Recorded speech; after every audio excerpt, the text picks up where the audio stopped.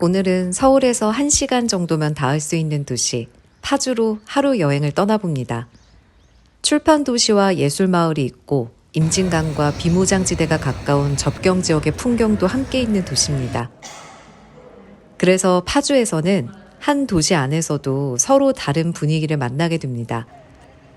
오늘은 분단의 시간을 품은 장소부터 이국적인 거리, 그리고 파주에서 유명한 맛집까지 서울 근교에서 하루 나들이로 다녀오기 좋은 파주의 여러 풍경을 천천히 걸어보겠습니다.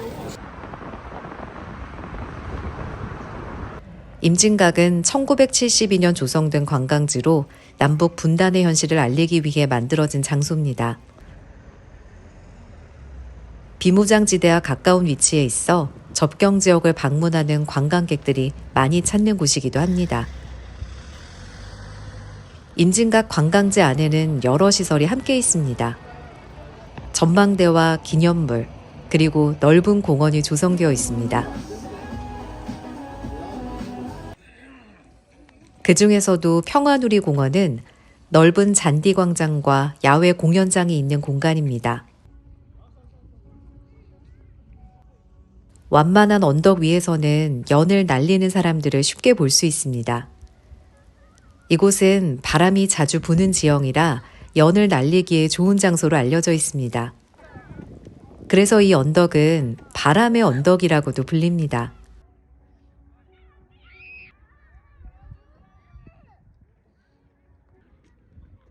공원 곳곳에는 평화와 관련된 다양한 설치 작품들도 놓여 있어 풍경이 단조롭지 않습니다.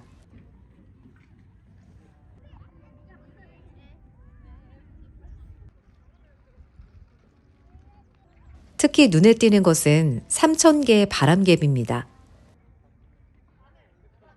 붉은색과 노란색, 녹색 등 다양한 색의 바람개비가 바람을 따라 동시에 돌아가는데요. 멀리서 보면 마치 하나의 거대한 색의 흐름처럼 보입니다.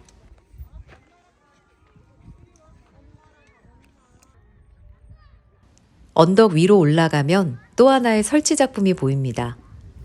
대나무로 만든 사람 모양의 조형물입니다. 작품은 앞쪽으로 갈수록 점점 크기가 커지는 구조로 되어 있어 가까이 다가가면 거대한 사람을 마주한 듯한 느낌이 들기도 합니다. 파주 임진각 평화누리공원은 이름 그대로 평화를 누리는 공원입니다. 잔디밭에 앉아 한가롭게 시간을 보내고 연을 날리는 풍경을 바라보고 있으면 이곳이 접경 지역이라는 사실이 잠시 잊힐 정도로 평화로운 시간이 흐릅니다. 처음 이곳을 찾으면 그저 평화로운 공원처럼 느껴질지도 모릅니다. 하지만 이곳은 한국 현대사의 중요한 장면들이 겹겹이 쌓여있는 장소이기도 합니다.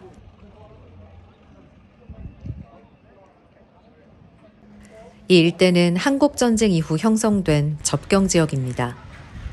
전쟁이 끝난 뒤 한반도에는 비무장지대가 설정됐고 임진강 일대는 군사 분계선과 가까운 지역이 됐습니다.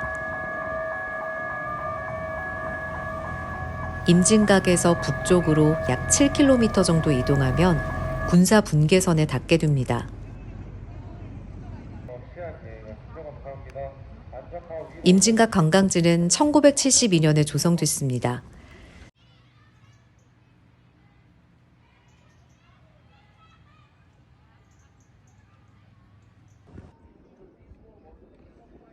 한국전쟁 이후 북쪽에 고향을 두고 돌아가지 못하게 된 실향민들이 생겨났고 이들에게 임진각은 고향과 가장 가까운 남쪽의 공간이었습니다.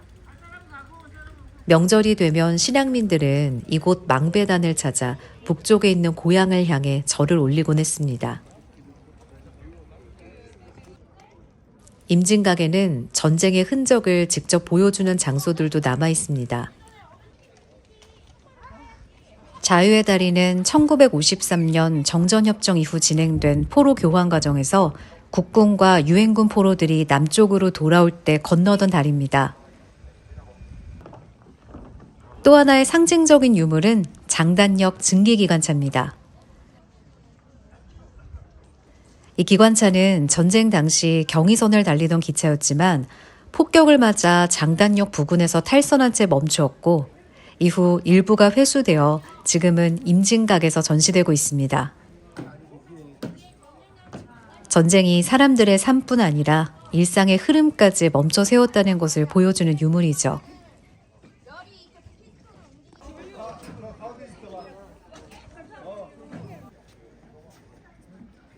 임진각 철책에는 수많은 리본들이 묶여 있습니다. 북쪽에 고향을 둔 실향민들과 이곳을 찾은 사람들이 남긴 그리움의 메시지입니다.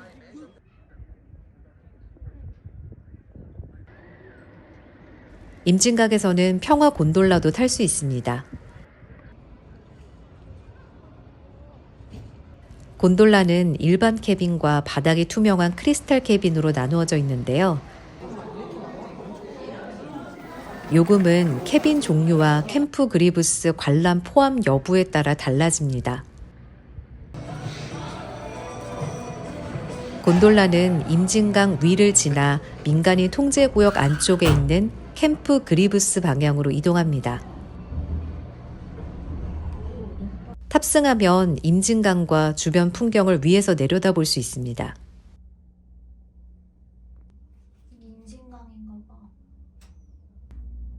곤돌라는 강 위를 천천히 이동하며 임진강과 접경 지역의 풍경을 보여줍니다.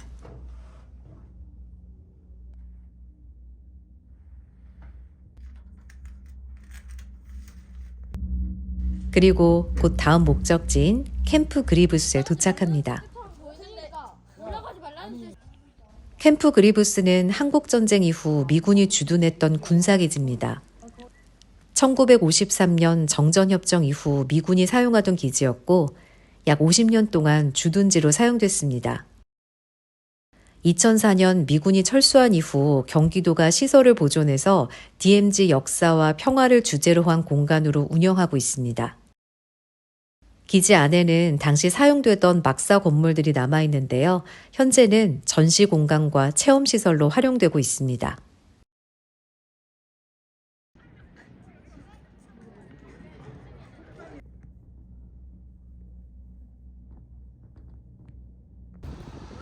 파주에 오면 유독 장어 음식점이 많다는 이야기를 듣게 됩니다.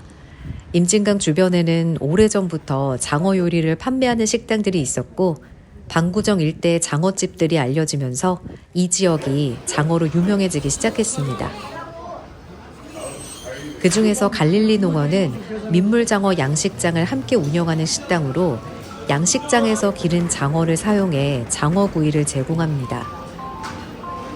매장 안에는 숯불 화로가 설치된 좌석이 마련되어 있어 손님이 직접 장어를 구워 먹는 방식입니다. 장어는 숯불 위에서 천천히 뒤집어가며 익히게 되는데 겉은 바삭하고 안쪽은 부드럽게 익는 것이 특징입니다. 이곳이 인기 있는 이유 중 하나는 장어 외에 음식의 반입이 가능하다는 점입니다. 손님이 밥이나 반찬을 준비해 와서 장어와 함께 먹을 수 있는 형태로 운영됩니다. 그래서 테이블마다 조금씩 다른 식탁 풍경이 만들어지기도 합니다.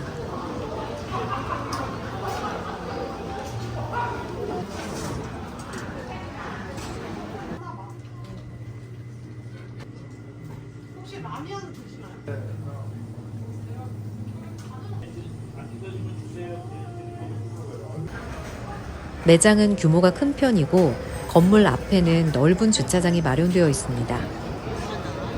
주말에는 방문객이 많아 대기 시간이 생기기도 하는 곳이죠. 식사를 마친 뒤 다음 목적지로 이동합니다. 여기는 국립민속박물관 파주입니다. 멀리서부터 시선을 끄는 건 단연 이 건물의 독특한 외관입니다.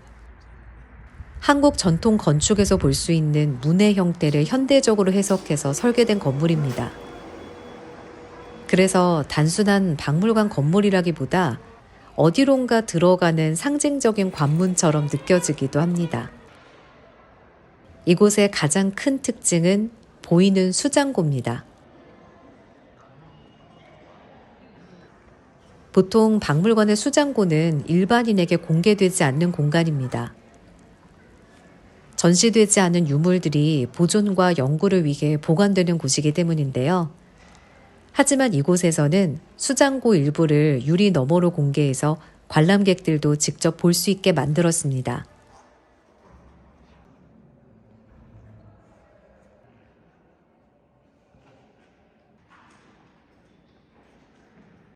선반 위에 정리된 수많은 민속 유물들이 차곡차곡 보관된 모습은 박물관에 보이지 않던 공간을 살짝 들여다보는 느낌을 줍니다.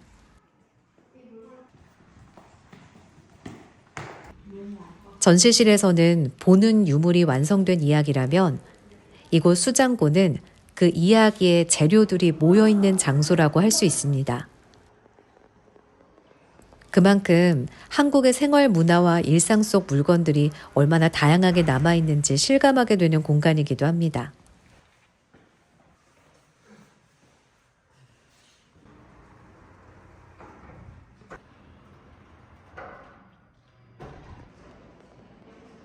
또 이곳에는 무료로 이용할 수 있는 작은 도서 공간도 마련되어 있습니다.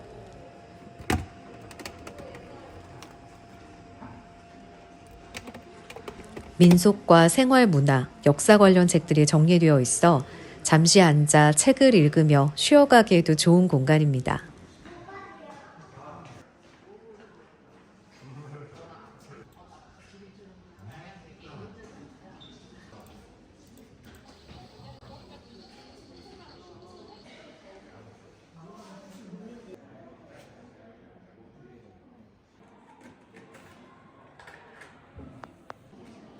그래서 이곳은 단순히 전시를 보는 곳이라기보다 건축을 감상하고 수장고를 통해 박물관의 숨은 공간을 엿보고 조용히 쉬어갈 수 있는 조금 여유로운 박물관입니다.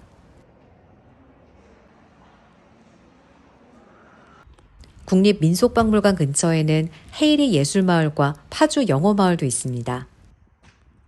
이곳은 처음부터 관광지를 목적으로 만들어진 곳이라기보다 아이들이 자연스럽게 영어를 체험할 수 있도록 2000년대 초에 조성된 교육 공간입니다. 마을 전체를 하나의 작은 해외 도시처럼 꾸며서 생활 속에서 영어를 경험하도록 만든 곳입니다. 그래서 이곳에 들어서면 여기가 정말 파주가 맞나 싶을 정도로 풍경이 꽤 이국적입니다. 붉은 벽돌 건물과 유럽풍 창문, 아기자기한 간판들까지 거리의 건물들이 마치 작은 유럽 마을처럼 꾸며져 있습니다. 골목을 따라 천천히 걷다 보면 잠깐 해외에 온 것 같은 기분이 들기도 합니다. 특히 이곳은 특정 전시를 보는 공간이라기보다 마을 자체를 천천히 산책하듯 둘러보는 것만으로도 여행하는 기분을 느낄 수 있습니다. 그래서인지 요즘은 사진을 찍으러 오는 사람들도 꽤 많은 편입니다. 날씨가 좋은 날에는 붉은 벽돌 건물과 햇빛이 어우러지면서 분위기가 더 살아납니다. 파주에 왔다면 잠깐 들러 산책하듯 둘러보기 좋은 장소입니다. 이곳은 파주에서 꽤 오래 알려진 우동집으로 일본식 북카케 우동을 대표 메뉴로 하는 곳입니다. 북카케 우동은 따뜻한 국물에 담긴 우동이 아니라 삶은 면 위에 간장 베이스의 소스를 곁들여 비벼 먹는 방식의 우동입니다. 면의 식감이 중요한 메뉴다 보니 이 집 역시 면발의 탄력이 좋기로 알려져 있습니다. 깨를 갈아 넣고 노른자를 터뜨린 뒤 면과 함께 비벼 먹는 방식인데요. 한 입 먹어보면 쫄깃한 면발의 식감이 먼저 느껴집니다. 짭조름한 소스와 탱글탱글한 면이 어우러져 단순하지만 계속 손이 가는 맛입니다. 그리고 함께 주문한 계란밥. 고소한 노른자와 간장이 더해진 단순한 조합이지만 우동을 먹고 난 뒤 한 숟가락 떠먹으면 깔끔하게 마무리되는 느낌입니다. 파주는 생각보다 많은 풍경을 품고 있는 도시였습니다. 서울에서 멀지 않은 곳에서 조금 다른 풍경을 만나고 싶다면 파주에서의 하루 어떠세요?